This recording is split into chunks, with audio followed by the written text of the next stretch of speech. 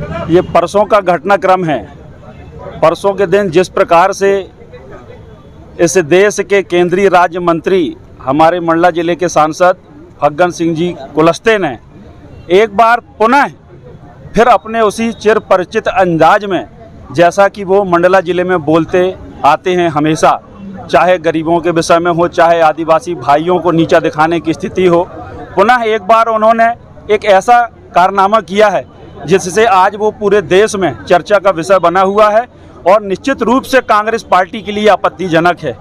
आज अब इसको दुर्भाग्य कह लें या सौभाग्य कह लें कि टाइम्स ऑफ इंडिया ने उनके इस कृत्य को राष्ट्रीय स्तर पर छापा है, जिसकी बड़ी तारीफ बोल दें या आलोचना बोल दें। मंडला जिले का सर उन्होंने गौरव से ऊंचा किया है कि जिस प्रकार उन्होंने अभद्र भाषा का उपयोग करते हुए कांग्रेस पार्टी को, माननीय कमलनाथ जी को और हमारे निवास विधानसभा के विधायक माननीय डॉक्टर अशोक मस्कोले जी के विषय में जिस प्रकार से उन्होंने अभद्र टिप्पणी की, गाली गलौज किया, ये उनकी मानसिकता को, उनके चरित्र को और उनके संस्कारों को दर्शित करता है कि जो व्यक्ति जैसे संस्कार में पला बढ़ा होगा, जैसी उसको शिक्षा मिली होगी भारतीय जनता पार्टी की पाठशाला में, वही उनके मुंह से शब्दों के रूप में बाहर आ रहा है कि जिस प्रकार से गाली गलौज एक 35 साल के लंबे राजनीतिक सफर के व्यक्ति के मुंह से ऐसे अभद्र भाषा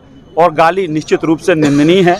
हम इसकी घोर निंदा करते हैं और साथ ही साथ चेतावनी देते हैं कि नेताजी अब घोर विरोध के लिए आप तैयार हो जाइए। इस मंडला जिले के गली गली में आपके पुतले घसीटे जाएंगे, आपको काले झंडे दिखाए जाएंगे, आपके मुर्दाबाद के नारे लगाए जाएंगे और आपका असली चेहरा जनता तक पहुंचाने का काम कांग्रेस पार्टी करेगी। साथ ही साथ जो शब्द का उन्होंने उपयोग किया और इस आम जनमानस को भ्रमित करने का काम किया कि कांग्रेस पार्टी ने अपनी सरकार में एक भी व्यक्ति का किसान कर्जा माफी नहीं किया।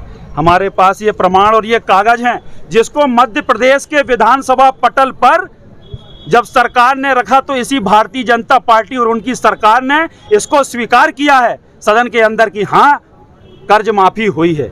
या तो भारतीय जनता पार्टी की सरकार झूठी है या ये फग्गन सिंह कुलस्ते झूठे हैं। और अगर उन्होंने ऐसा वक्तव्य दिया है और जिसकी सीडी हमारे पास में है कि किसी भी एक व्यक्ति का कर्जा माफ नहीं हुआ है, तो तत्काल प्रभाव से इनको अपने पद से इस्तीफा देना चाहिए। और माननीय मोदी जी थोड़ी भी अगर साफ स्वच्छ छवि के लोगों को अपना रखने का उनका उद्देश्य हो अपनी सरकार में, तो ऐसे झूठे व्यक्ति से तत्काल इस्तीफा लेना चाहिए, उनको कैबिनेट से बर्खास्त करना चाहिए और बाहर का रास्ता दिखाना जाना चाहिए। क्योंकि इस देश में जनता को भ्रमित करने का अधिकार किसी का नहीं है। जब एक सरकार ने कर्ज माफी करी तो आपने ये सार्वजनिक रूप से कहते हुए सिर्फ और सिर्फ थोड़े से लोभ के चक्कर में, झूठी बात कहने के चक्कर में जनता को भ्रमित करने का आप काम कर रहे हैं। ये अक्षम्य अपराध है और कांग्रेस पार्टी कभी इसको स्वीकार नहीं करेगी। कुलस्ते जी, इस बात को आज के दिनांक से आप ये नोट करके रख लें कि आपकी उल्टी गिनती शुरू हो गई। आज हमने जिला मुख्यालय में पुतला दहन किया है, इनके घर का घेराव किया है, थाने में आकर के FIR दर्ज करने के लिए आवेदन दिया है और आने वाले समय में हर एक थानों में, हर एक ब्लॉक में यह स्थिति निर्मित होगी। इनको ये बात जान लेना चाहिए। हम गलत बात का कभी समर्थन नहीं करते और अगर कोई गलत बात करेगा तो उसको हम छोड़ते भी नहीं, ये हमारी कांग्रेस की परंपरा है।